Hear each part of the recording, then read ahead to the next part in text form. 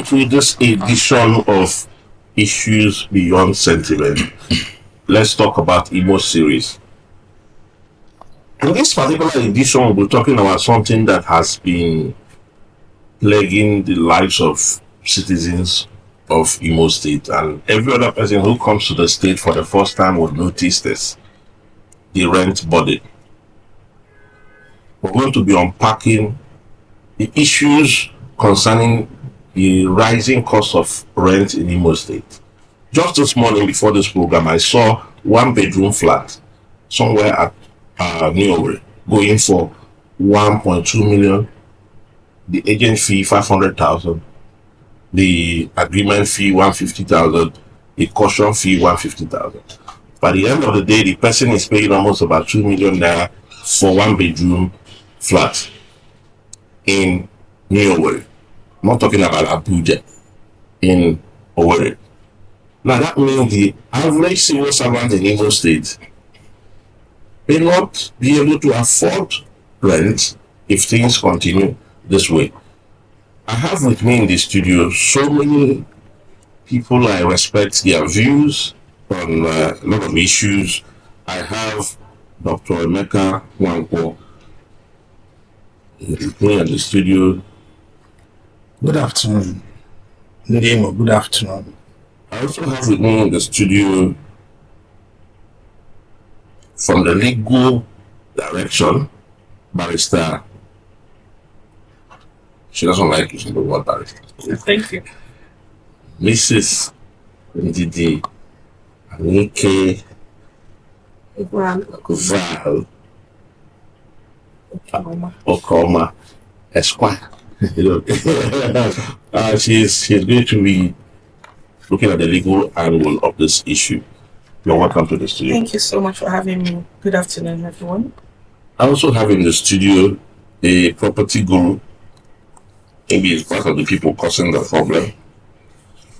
My brother, Mr.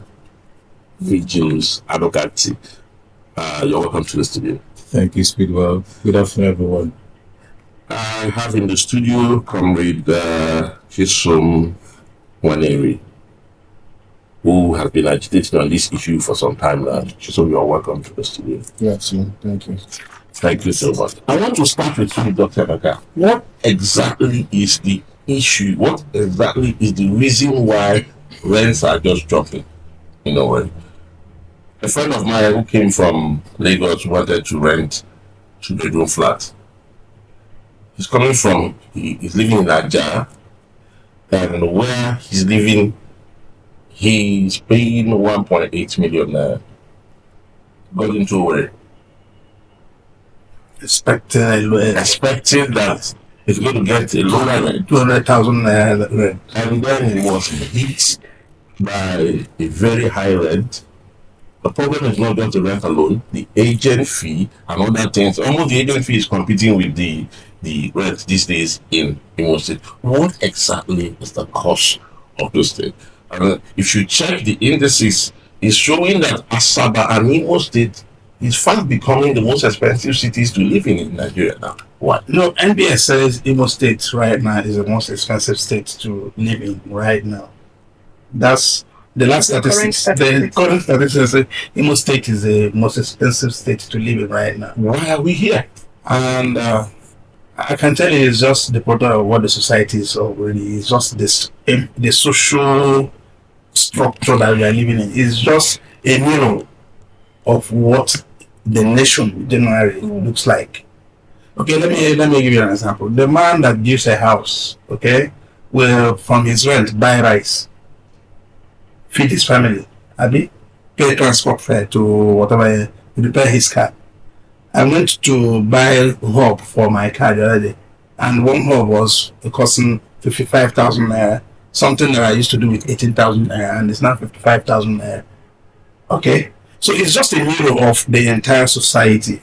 How did we move from fuel, from 1 liter of fuel at 87 naira to 1,300? How did we move from one bag of rice at 7,000, 6,500 to 105, 110, 120? How did we move from paying school fees in your those days. Okay, when I went to school, I saw my dad, and when he was building a house, buying a bag of cement at 1,000. I mean, 1 naira 50 kobo. That was, I still have those receipts in my house till today. A bag of cement was 1 naira 50 kobo. Today, a bag of cement in a way is 10,500 naira. Now, if you begin to look at rent, you see there is nothing in the Imo State that will reduce the cost of rent because the cement is not here. By the time you move cement from Obajana or from Lagos, the cost of transportation alone of the truck will increase the cost of the cement from maybe 5,000 to 10,000 because it takes a truck for more than 1 million naira to move from Lagos to where. And don't forget that the man who is building the houses is also there to recover his money. And there's nothing government is doing to ameliorate the problem. There are no government estates. Government is not doing anything. There is no housing loan. There is no housing fund. We were just discussing the other day, and I was telling you that even federal civil servants who paid or who they deducted or who were members of the National Housing Fund are unable to access the fund. They want to build house for themselves. And there is no regulation, nothing. There is just a situation of, okay, do we have any towns in our area? The answer is no. So you buy your property, do you understand? The cost of registration of land alone now, is close to 500,000 naira to register, to just do more than. It's not a to just register a land you bought with to government. It's over 500,000 naira. And so it's just you and yourself alone. And there's no regulation. So I determine how much I rent. And I give myself a postulation that if I build 1 bedroom apartment, I should recover my money in, say, in 10 years. 10 years. So I do that calculation. And in our area, what happens is that as price of dollar is increasing, the rents are also increasing. Because the dollar is dollar, everything now is dollar over Vigilius, I want to ask this question. Go ahead. If what he's saying is true, why are we not having the same high rent in places like Ebonyi, in places like Abia State? Why is it no way? Yeah, thank you very much, Pete. As I'm sure that the same with Olu. yeah, Why is Owe? Why is it? yeah. From when we were small, we were told Owerri was reserved under Mbakwe's time. He did Aba from Abia State angle as a commercial hub or commercial city. Olo, another commercial net center, or Kigo, same thing. We were reserved for government people, right? Now, when you go to Aba, like he said, there's no cement there. There's no cement there over as well, but there are a lot of businesses to drive their economy little. That will make it in such a way that if you put up something here, people will just come on their own, diligent people. You have this idea of Yahoo boys. Because there's no industry here.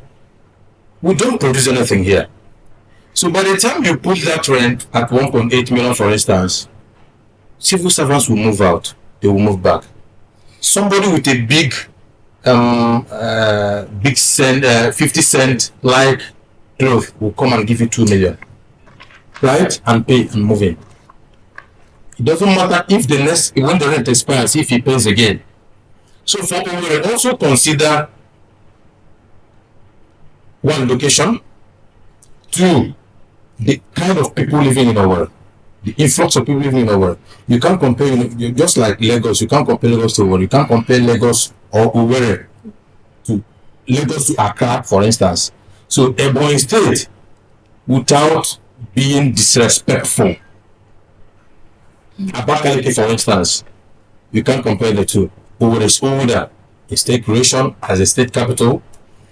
The population of people in Owerri are more than that of Ebonyi. And what do you have in Ebonyi, Abakaliki? you have more in Owerri. People would love to live in Owerri than Abakaliki. A lot of people who are not even Igbos. Do you understand me? So there are some factors that will make your area, like we discussed some time ago. I told you reliably that exclusive garden estate area edge is about the second costliest estate in Imo State after Civic Center. Sure. The Civic Center have a property 1,000 square meter right now going for 500 million naira. Sure. Empty land. Now in exclusive garden, the one you call the Denwa estate, you can get 250 million naira and thereabout. Do you understand me? So maybe by the time you drive the whole of Abakaliki, the highest you might get there might be from 100 M down. Do you understand me? So there are a lot of factors that determine whether this area, the same way you go to Lekki and it's higher than Yanapaja, you go to VI is higher than on the other side, you go to Ikeja, just the same way. Infrastructures, facilities, what do they have? These things, just like where there are one bedroom flat you can rent for 1.8 million. I agree. There are also one bedroom flat you can rent for 250,000 naira. So what? You both suburbs, even in our town here, you consider the facilities demand the landlord has put in. You don't expect someone who has probably good structure, front foundation, skillet, with stucco paints, POP, maybe solar energy to avoid AOT development companies, AEDC. Do you understand me? That's what I call them, AOT development company. So by the time the man puts up all this, like Doc said, his postulations will be, I am 46 this year. By December I'm 46. Give myself the next 20 years. Where will I be? So any house I build now, I would want to make it before I clock 60. The man will want to put something like that. So there are a lot of factors. There's this question I wanted to ask you later, but let me just ask you that question because it's your field.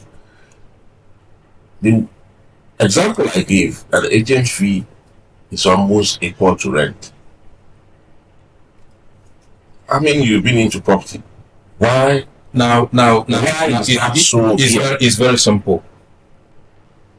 It's a reflection of the society we found ourselves. He said it's a mirror of Ogusan. It's not like that in Lagos, it's not like that in any other place. Even in Lagos, negotiations up to 5%. Society is relative. In private, you can get it lesser.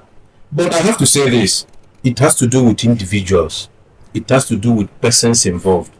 Myself, there are times I go to, let me digress a little. There are times I go to the market to buy some things, and you ask me this bottle of water is for 20 naira. Well, ask the woman, at 20 naira will you make gain? Most times I argue with my wife on this. I said, if you will make gain and not cut my head, I will buy. But if you are going on a loss, just because you want to sell, change the price and tell me what you do. What you sell, how much you sell it so that you make gain. And you, instead of 20, you say at 21 naira, I'll be safe. And I'll buy 21 naira. You know why it's like that? There are people who want to make money even more than the landlord. It's about individuals. It's fraudulent. I don't do that. Let me tell you this. I advise my clients, most of them will call me from abroad. I say, guy, I want to buy block of flats. Let's say, for instance, 3 bedroom or 4 flats, right? Put it at 100 million. The landlord put it at 100 million. He wants to sell. And I will ask the landlord, how much does he rent each flat? Most times 600,000, 700,000. I say, okay, put it at 100 million. Just do the mathematics. At 100 million, at 1 million per flat, which is 4, it means he gets 4 million naira annually. 4 million annually, times it by 15-20 years. You know the answer. In other words, in the next 20 years, that person that bought that house of 100 million hasn't even gotten the sum. Let alone making gain. So by the time when I get such briefs, I will smile and say, okay, it's better you put this house for 50 million naira if you are ready to sell. Because I would not advise a client of mine who wants to make gain, unless, as I said earlier, probably a money misroad who wants to tie down fund. But for a hard-working person who wants to invest, Why would I advise a client of mine to invest 100 million naira in a project or an investment he will get 30 years, considering the age he must have gone by that time? Do you understand me? So, agency fee skyrocketing is a reflection of the person in question. Me, I will tell you, It's a trend in a way. I would like to get this angle on this because It's becoming a trend. It's a trend. It's a up to trend. the point. Inspection fee is now 7 to 15,000 naira. No, now let me tell you this. On inspection, Hold on, I would like to get this angle on this. What do you think is the crisis we have in the rental market in Imo State, and how is government contributing to this? What exactly brought us here? Thank you very much, Speedwell. It's basically a systemic failure. It's a lack of systemic failure as a result of lack of structures and systems, to guarantee process, right? It's just like walking into this place. If there isn't a gate or a security man, you'll see probably some people will be scaling the fence, or some people will even break down one portion. I mean, you see people walk through the grass to create a pathway because it's easier for them to, cut off than go through, the major way. So it's a systemic failure.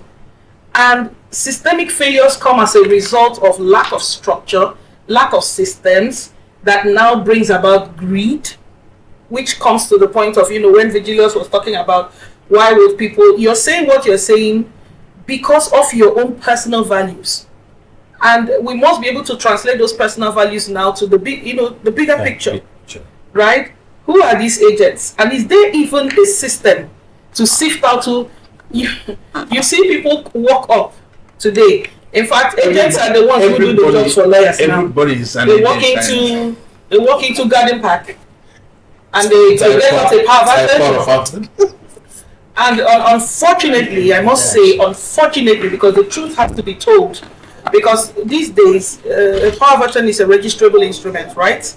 And for it to be recognized as one, it must carry the seal of a lawyer who has been called to the bar. Now, what do you get? Unfortunately, some of my colleagues do actually give out their seals to these agents so that they mass produce this power of attorney, and then they affix the seal, and then whatever they get a cut from it. That is, the lawyer gets a cut from it, and that's why I said it's a total systemic failure. Because if you follow the way the surveyors, there's no way you can tout the surveyors. I mean, it's watertight. They have guaranteed a system where only a surveyor, a registered licensed surveyor, can conduct that survey and issue the plan. And they've gone about it. Well, good thing is that the NBA is working on it, which, by the way, I'm a member of the remuneration committee dealing with all of these issues. But then back again to the question, Emeka, the reason is systems failed, total breakdown. There is nobody controlling. There is nothing. I was going to come to the issue of rent control law. So you want to ask yourself the question, why are prices soaring? Simon was saying, something about, being a mirror. Where systems work, governance is easy. Governance is all about systems and structures. Sure. And that is why when some people complain, oh, this governor is not in the state, or this person is not in the state, I ask, if he has to be in the state for a problem to be solved, then he's not working. He's not doing the right thing. Because when the systems are up and running, I can be in America and get my reports on what is going on, because the systems are functioning. And how do the systems function? Put a square peg in the square hole. You put a competent person.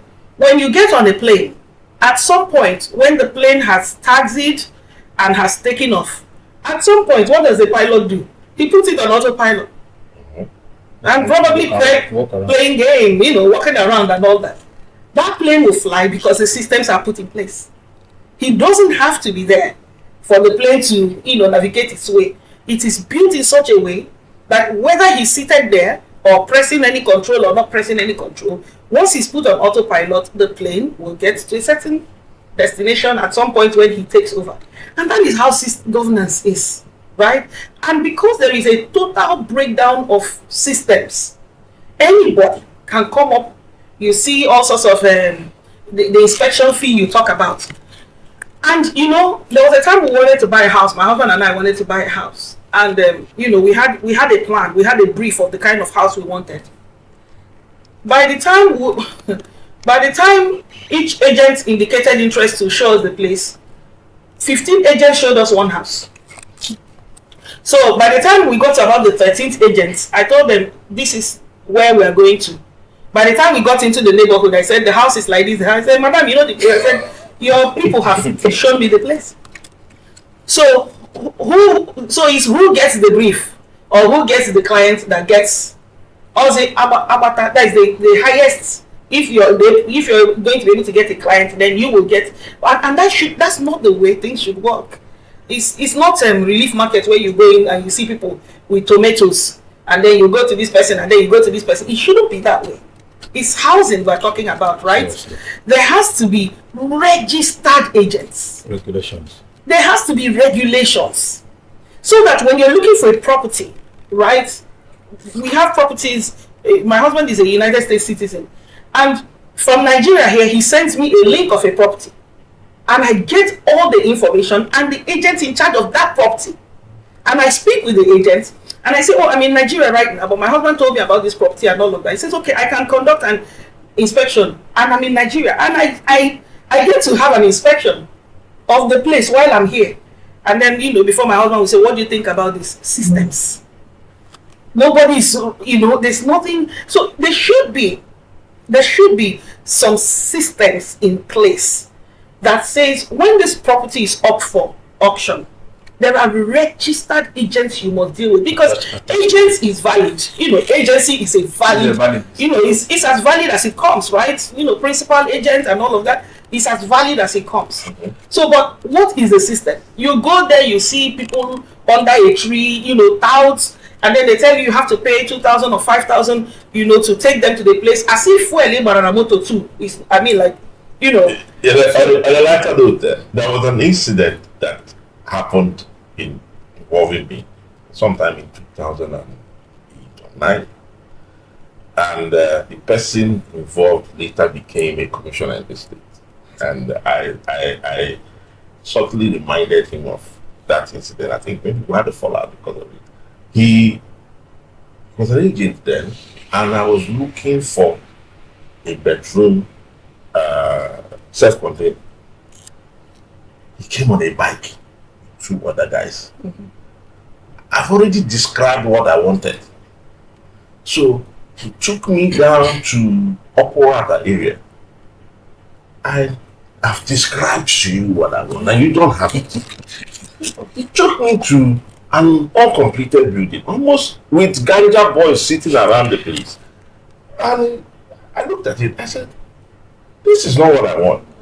He said the one he wanted to show me have been taken, but if I register and pay the necessary, he will be for 1 week, he will help me find something.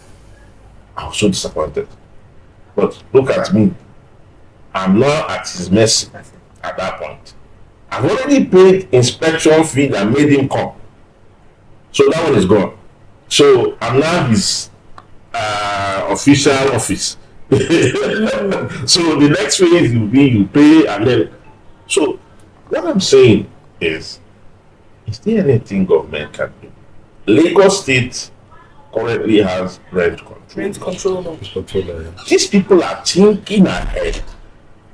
They are thinking ahead. You know, even after the last 2 months, they are talking about monthly rent. Yes. Yeah. Because nobody takes salary for 1 year. You understand? Yeah. So I want you to come in from that angle. Is there something that can be done in this state? By the way, we're supposed to have in this program the Honorable Commissioner for Housing. We tried to reach him, but unfortunately we couldn't reach him. I wish he was here. He would have been able to understand the angle we're going.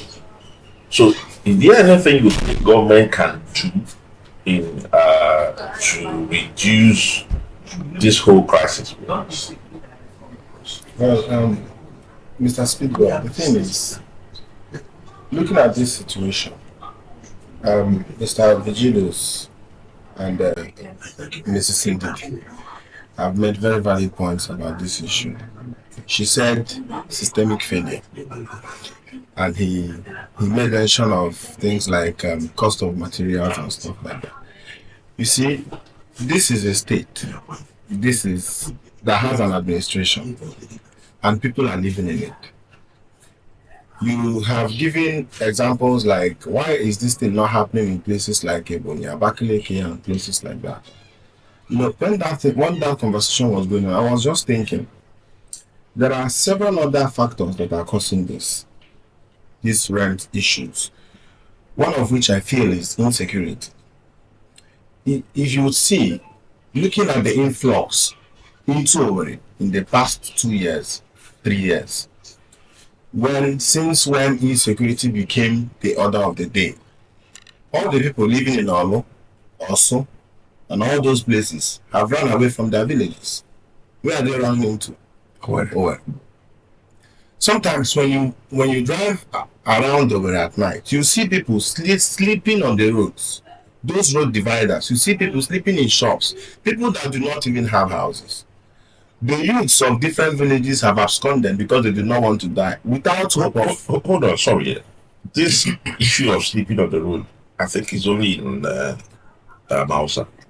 No, not only in Amausa. All the primary schools, all the schools that do not have security in Owerri are taken over by these people. I've seen a case where somebody went, all these people that have fellowships in primary schools, she went to clean up the place and they robbed her. Boys that are living there, when we got there, we saw their things, their clothes and stuff like that, because these are boys from different villages. So I feel insecurity is part of the problem we are facing. People have now moved into Owerri, and then when you get into the Owerri, there are no good houses, there are no essential amenities. For example, you see the environment is dirty. You talk about electricity and all of those things. So all these things revolve around the same systemic failure. The system has failed woefully, and if the government has to do something, I feel the government has to make deliberate and intentional moves towards this. If it must be fixed, then the actions of the government must be very intentional, such that we'll be able to curb the problem. Something like, you see, we were discussing the other time, we are saying, have the state government been able to build any estate in Imo before? Imo doesn't have any estate built by the government, apart from Aladema housing estate that was built many years ago.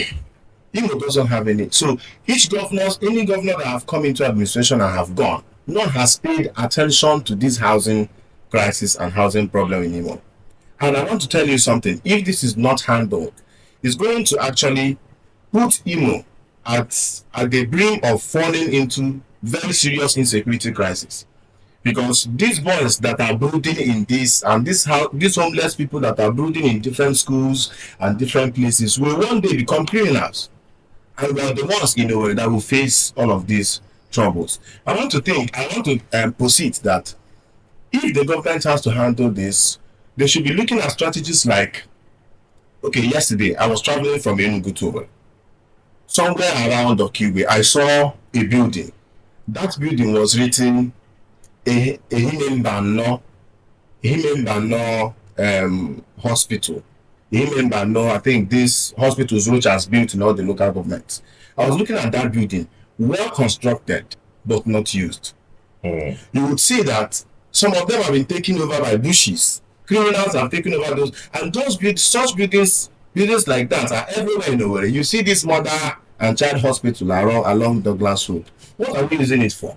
There are different properties like that owned by the government that can be repurposed. I'm talking about repurposing some structures, some motels that are no longer in use. The government can partner with the owners of these structures, convert these things to places where people can live and pay little amount. Because when government is able to do this, government will be able to lift the burden of housing from the people. I am saying this because an average Imo man or an average Nigerian has a major problem. The major problem is cost of living.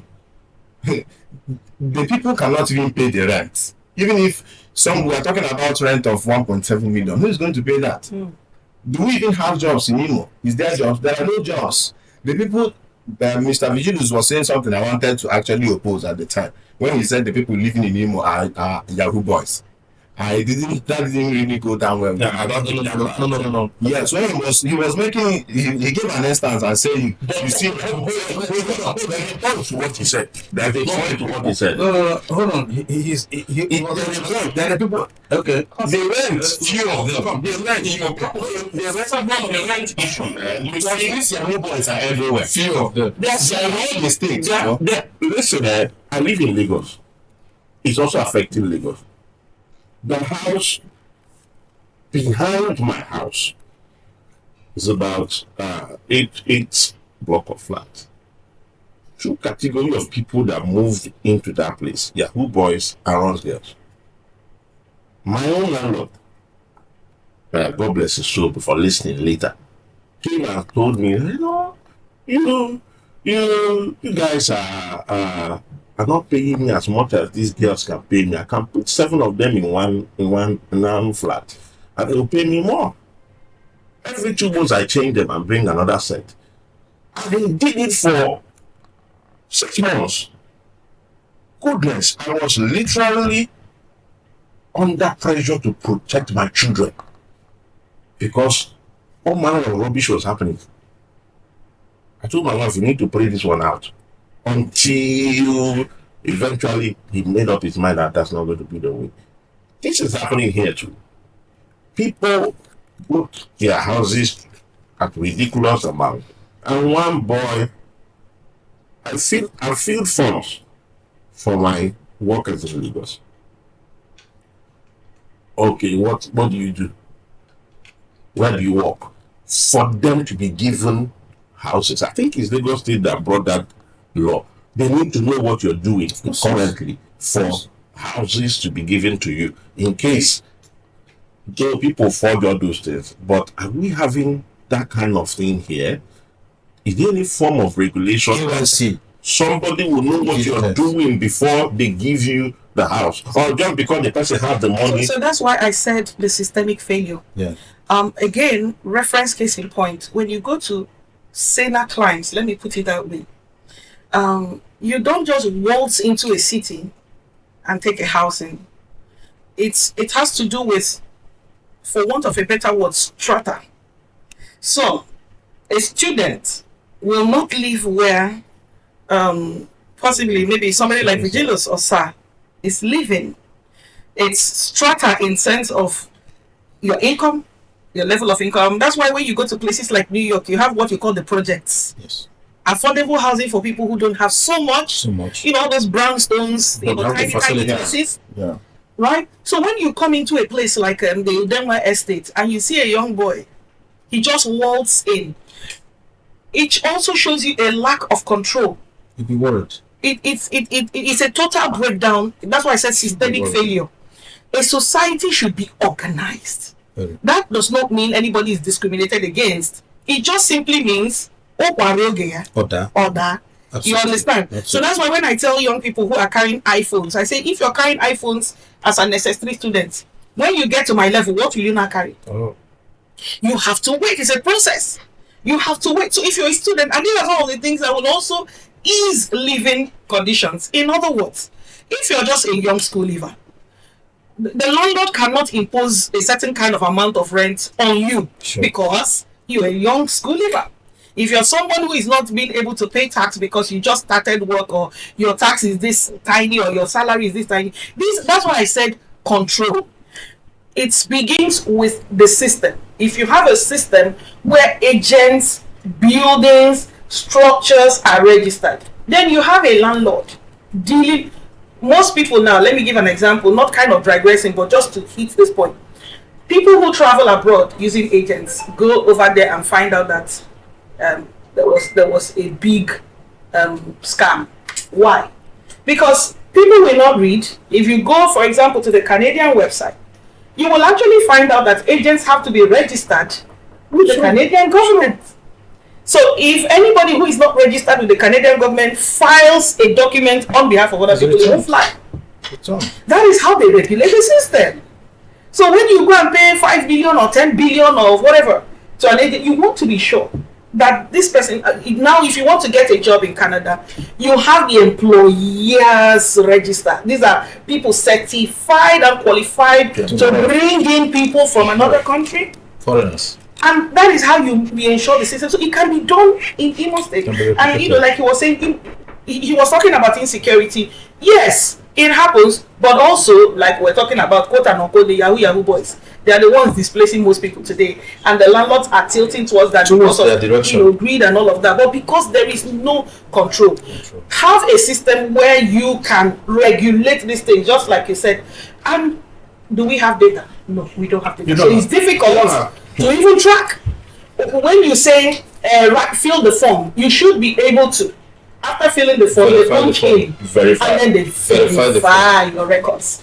And then, for some reason, you're thrown out of the entire system because you haven't gotten a response. And then we find that you're not qualified to stay in this place because this is the housing regulation. This is the authority from the housing authority about this and that. At your level, you cannot, blah, blah, blah. When you allow a young boy going to a place where there are billions of naira spent, what do you expect him to do? He will steal now to get the money. Yeah, and that's also telling on the system.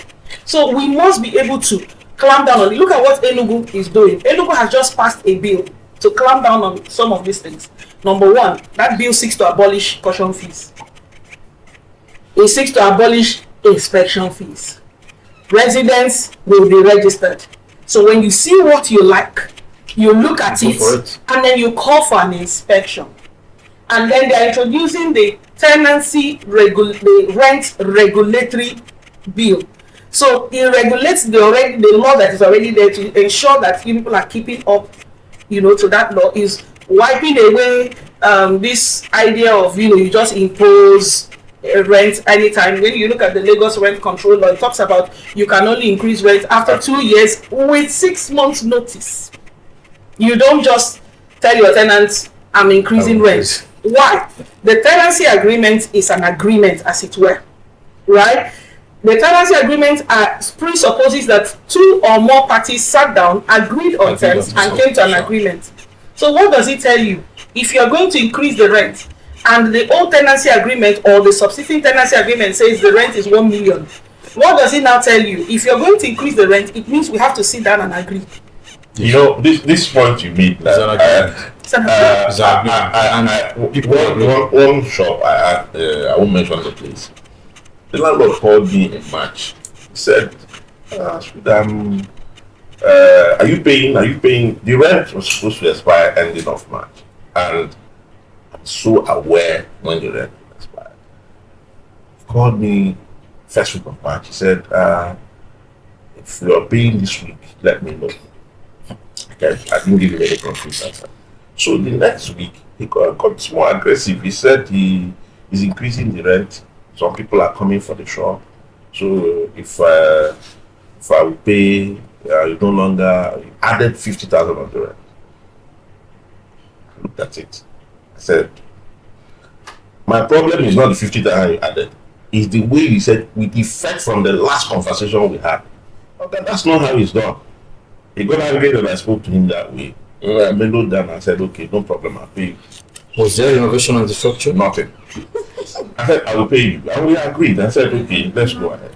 Before that ending of March, because he was expecting me to have paid before that ending of March, he came and increased the thing again. He said, people that are coming, that he waited for me, I didn't pay, unless I want to pay 350, added 100,000 on top of it. It's great. I said, no. I kept quiet.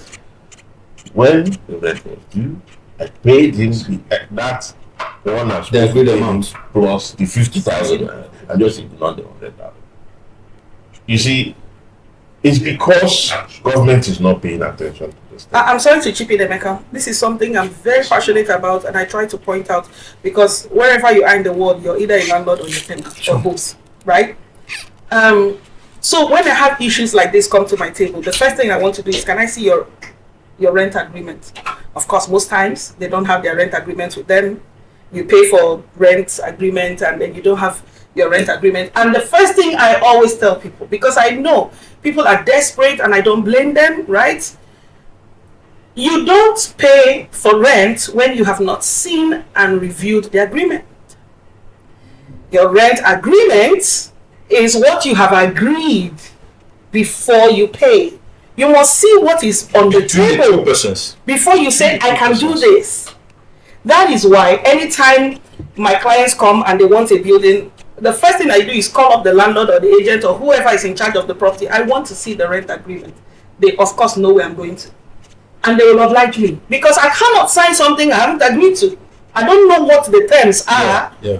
And I always tell people, tell them to give you the agreement. Your lawyer will look at it. Review it. We are supposed to sit down, review, and say, I saw this and I saw this and I saw this. It doesn't really suit. Can we? That is what an agreement is. You talk, you agree, a little here, a little there, we agree, we seal the deal. Right? Now, I have found out across board that most rental agreements do not even have the standard clauses of a rent lease agreement. And some are just copied. And so you are not, like what you were saying now, your landlord told you, if you pay this week, rent increase. But did you know that there should be a clause in your rent agreement that says you have the first right of option to renew? Refuse. Yeah. To renew. Yeah. The first option lies with you, Yes. the current tenant, Before any other person. In other words, what it means is that if you have that first right, it is also put down in the agreement that if you intend to renew, you put your notice in writing 3 months before. If the landlord intends to, that way, nobody is taken by surprise. He won't come to you and say 1 week, 2 weeks, if you pay today and tomorrow. There are force majeure clauses that I see you don't see in most contracts in nowhere. What are force majeure? Things that stop both parties from performing their obligations because of an act of God. War, pandemic, strike. I wrote an article during the COVID era where I heard some people were laid off because of the COVID era and they couldn't be paid their salaries. And I said there are contractual obligations. COVID is a pandemic. It was an act of God. You didn't expect, and people, the government said sit at home. Did you expect people to come to your office? Why would you lay them off? You too were affected by it. It's an act of God. So they say, so what do we do? I say, sit back at the table and discuss on how this will happen. That is where remote job starts coming. And then you can say, instead of the 100,000 I used to pay you, you don't come again. Yes. Let's do 50K. Good. Soft landing, but it must be discussed. So I have seen that standardized agreements are not standard here. And because there is no regulation. Because if there is regulation, every rental agreement, look, go to America. The lease agreement is almost the same, even though all the states are independent. You will see it in the same structure. That is why a tenant can go to court, file his action, do everything without a lawyer. It's clear, it's all there.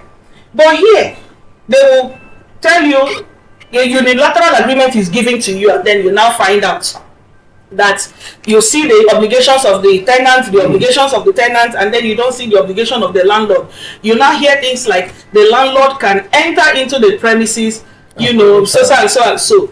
And then people seem to forget that tenancy, a lawful tenant, that is to say one who has paid his rent as at when due, has what we call possessory rights.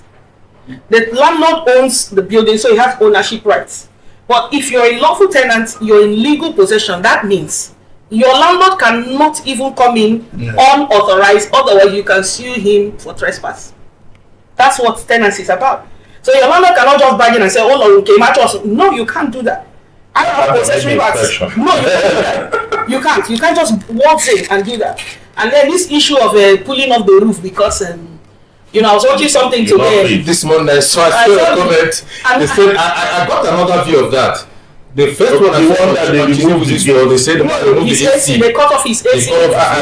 Somebody said he was owing. The second video I saw, the guy said he wasn't owing. Then the man was just angry that he installed an AC. Why he himself, as a landlord, doesn't have an AC? I don't think that should be true. Do you understand me? No, serious. Okay. That's the two views I got. You park into some buildings and landlord tells you he doesn't want you to park a nail on his building. You see, that's why you need to see these agreements first. If that happens, if that's the case here and he goes and puts an AC, he has disobeyed what the landlord told him initially. So when you see those now, for the sake of this discussion, I would appeal to our people. Ignorance of the law is not an excuse. Sure. It's not. I will appeal to our people. Most of them are ignorant of a lot of things. Yeah. Even to the minutest whatever, approach a lawyer. I'm telling you. You won't do it. You won't go back. In fact, you won't have any problem. Approach a lawyer. Forget the.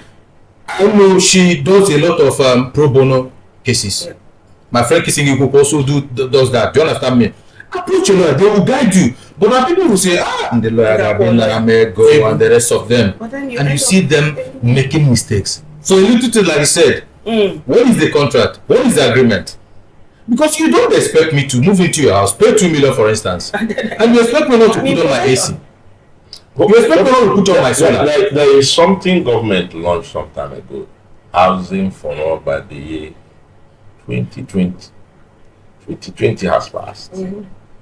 So just nowhere near. just don't go there. Just What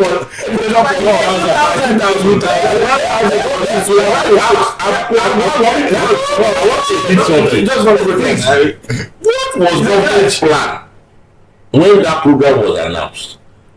And why did it fail? No, and not the usual thing. It's still the same thing. It's housing for all. It's still the same promise of nga make go to the shop. Eh? You know, it's the same promise of make go to the shop. We are good at copying.